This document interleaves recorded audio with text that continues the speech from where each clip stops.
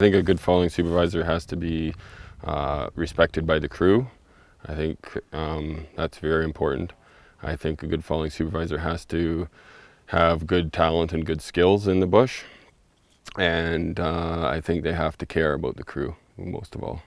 I think a good falling supervisor is somebody who's respectable, has trust, they're caring, and has information about things that I need to know. If I have a question, or I need some information, or if I can't handle a certain something, I need to know who to turn to help me get through it. You have to be knowledgeable. You can't put a guy that's been in second growth forever bullbucking on an old growth show, because it just doesn't work, right? The guy needs to have quite a bit of experience in that actual ground and timber type. A guy that's not afraid to make a difficult decision, a guy that's motivated for worker safety, a guy that can coordinate activities with the workers, can coordinate activities with other phases, a guy that has the workers' best interests at heart, and a guy that's going to look after a faller. That's the guy that I want being a falling supervisor.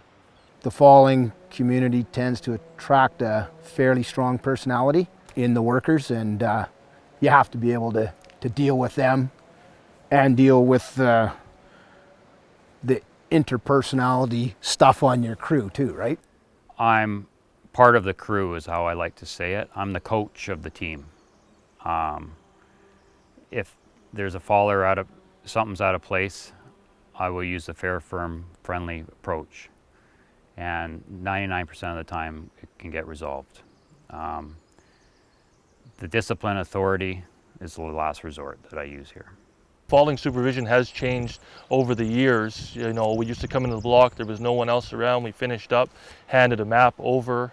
Nowadays you're getting pulled from all kinds of different people. We're working with multiple phases. So throughout all of that, the primary focus has to be the safety of the faller. You got to be able to have conviction in your decisions. You definitely have to. You can't flip-flop and let guys talk you into things or lead you in a different direction. If that's what you truly think and believe, you have to be able to stick with it. What makes a good falling supervisor, to my opinion, the number one thing is trust. Trust in the crew. The crew's got to have trust in you. And that's the foundation of being a good supervisor.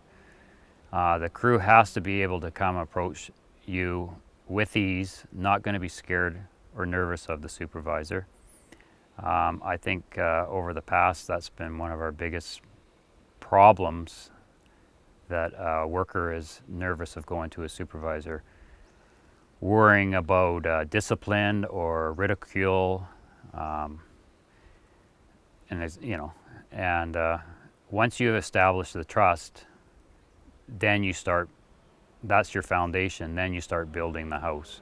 So when I'm falling trees, knowing that my falling supervisor has all the plans in place helps me focus more on my job and gets me home safe at night. Knowing that everything's in place for me just to fall trees, and that's, my mind is on task.